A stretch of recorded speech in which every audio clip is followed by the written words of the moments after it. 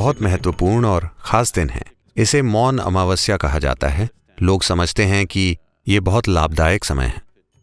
आमतौर पे वे उस दिन से लेकर महाशिवरात्रि तक मौन रहते हैं और वे ऐसे स्थानों को चुनते हैं जहां जलाशय मिलते हैं, नदियां मिलती हैं और एक भंवर बनाती हैं ताकि सबसे ज्यादा असर हो। खासकर उन दिनों, शिवरात्रि, अमावस्या और उसके अगले दिन, इन 3 दिनों धरती पर बहुत मदद मिलती है। यह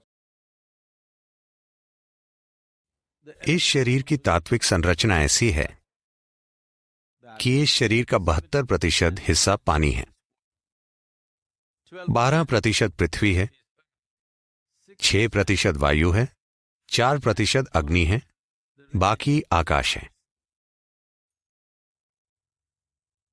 For one to live well here, water plays the most important role. जीवन को अच्छी तरह से जीने में पानी की सबसे महत्वपूर्ण भूमिका है, क्योंकि इस शरीर का 72% हिस्सा पानी है और पृथ्वी का 72% हिस्सा भी पानी है। तो कुंभ या कुछ अक्षांशों या लैटिट्यूड्स पर नदियों के संगम का उपयोग करने के इस विज्ञान की खोज हुई। जीवन और हमारे आसपास की विभिन्न शक्तियां किस तरह कार्य करती हैं और हम कैसे उनका उपयोग कर सकते हैं, इसके गहन अध्ययन से ये खोज हुई। ये बहुत महत्वपूर्ण और खास दिन है। इसे मौन अमावस्या कहा जाता है। लोग समझते हैं कि ये बहुत लाभदायक समय है। आमतौर पे वे उस दिन से लेकर महाशिवरात्रि तक मौन रहते हैं और वे ऐसे स्थानों को चुनते हैं जहां जलाशय मिलते हैं, नदियां मिलती हैं और एक भंवर बनाती हैं ताकि सबसे ज्यादा असर हो। इसलिए वे नदियों के संगम में उस दिन डुबकी लगाना चाहते हैं। और जिस चीज की शुरुआत कुछ योगियों से हुई, उसे अब एक दिन में 4 से 5 करोड़ लोग करते हैं। यह धरती की सबसे विशाल घटना है। अगर आप वहां जाकर देखें तो आप भारत को देखेंगे, एक अलग आयाम का भारत। लोग अपनी बचत का एक एक पैसा लगाकर कहां कहां से बस 2 दिनों के लिए वहां जाते हैं, क्योंकि किसी ने उनको बताया है कि अगर उस दिन आप डुबकी लगाएंगे तो आपको मुक्ति मिल जाएगी। आज भी इस देश में 80 करोड़ लोग सक्रिय रूप से जाने अनजाने में मुक्ति की इच्छा रखते हैं। ये एक अविश्वसनीय बात है। धरती पर कहीं भी ऐसी कोई घटना नहीं हो रही है कि इंसान अपने अस्तित्व के वर्तमान स्तर से आगे जाने की गहरी सचेतन इच्छा रखते हों। जब बात इंसान के भीतरी सिस्टम की आती है तो दुनिया में और कहीं भी लोग ऐसे गहन समाधान नहीं दे सकते जैसे भारत दे सकता है, क्योंकि ये ऐसी चीज है जिसमें हमने लगभग 8 से 10 हजार वर्षों से अपने समय, जीवन और ऊर्जा का निवेश किया है और ये ज्ञान पाया है। ये ऐसी चीज नहीं है जिसमें हम विश्वास करते हैं। हमने ये फिलॉसफी नहीं बनाई। ये ऐसी चीज है जिस पर हमने करीब से गौर किया, उसको समझा और इस तक पहुंच बनाने के साधन तैयार किए। ये मेरी कामना और मेरा आशीर्वाद है कि ये कुंभ मेला दुनिया को इस संभावना के प्रति जागृत करने की दिशा में एक बड़ा कदम बन जाए। नमस्कारम सद्गुरु। नंगे पैर चलने का क्या महत्व है और अमावस्या और शिवरात्रि के दिन नंगे पैर चलने से क्या कुछ अलग शारीरिक और आध्यात्मिक लाभ मिलते हैं? अभी अमेरिका में एक नई तरह के जूते बहुत लोकप्रिय हो रहे हैं, जिन्हें बेयरफुट यानी नंगे पांव कहा जाता है। ये जूते ऐसे होते हैं, पैरों की तरह बहुत पतले, एक विशेष सिंथेटिक सामग्री जो ऐसा महसूस कराती है कि आप नंगे पैर चल रहे हैं। एक मोटे तलवे की तरह महसूस नहीं होता, लगभग नंगे पांव जैसे। दौड़ने के जूते, चढ़ाई के जूते, पैदल चलने वाले जूते, हर तरह के नंगे पांव जूते। अच्छा है कि आपने अभी ये प्रश्न पूछा है। तो नंगे पैर का क्या महत्व है?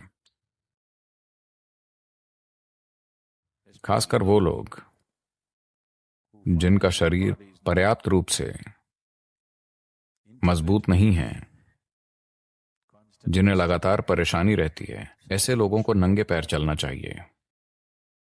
आप रेंगे तो अच्छा होगा, यानी संपर्क ज्यादा होना चाहिए। इसीलिए लेटकर प्रणाम किया जाता है। आपके हिसाब से मंदिर के तालाब में डुबकी लगाकर फिर मंदिर में लेटकर प्रणाम क्यों किया जाता है?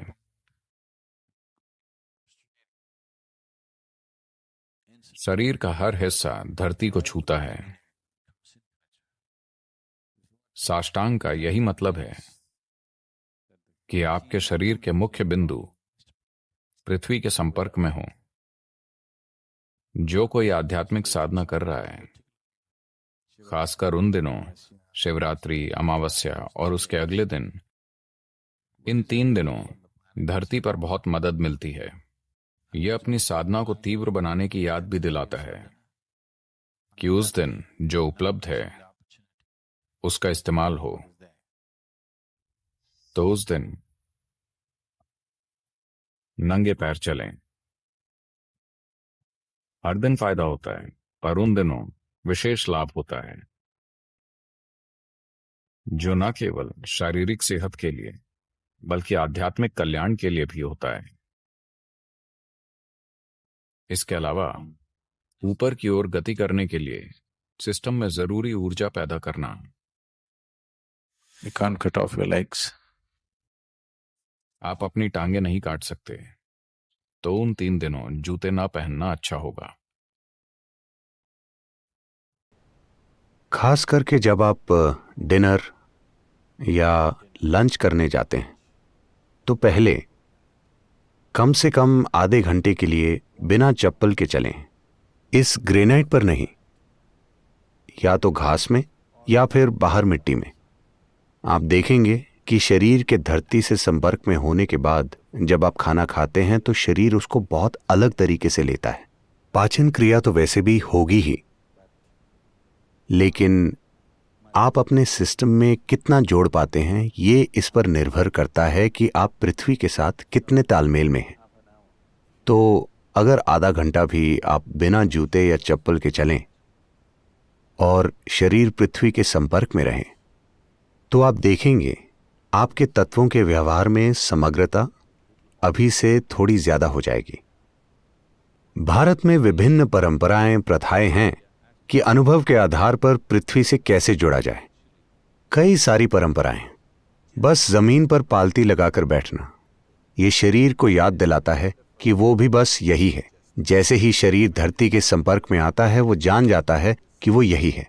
आप में से वो लोग जिनका शरीर बहुत ज्यादा अस्थिर है, यानी आप बहुत जल्दी बीमार पड़ते हैं और बार बार ऐसा होता है, अगर आप बस अपने पलंग को छोड़कर जमीन पर सोने लगें तो आप देखेंगे कि इससे बहुत फर्क पड़ेगा।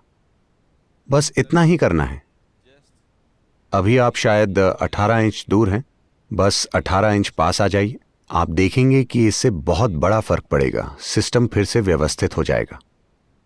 मैं कहूंगा कि आपकी 80% सेहत इस बात पर निर्भर करती है कि आप धरती के साथ कितने तालमेल में हैं। 80%। आपकी पुरानी बीमारियों का 80% हिस्सा गायब हो सकता है सिर्फ इसलिए कि आप उस पृथ्वी के साथ थोड़ा सा तालमेल बिठाते हैं जिस पर आप अभी चल रहे हैं या बैठे हैं।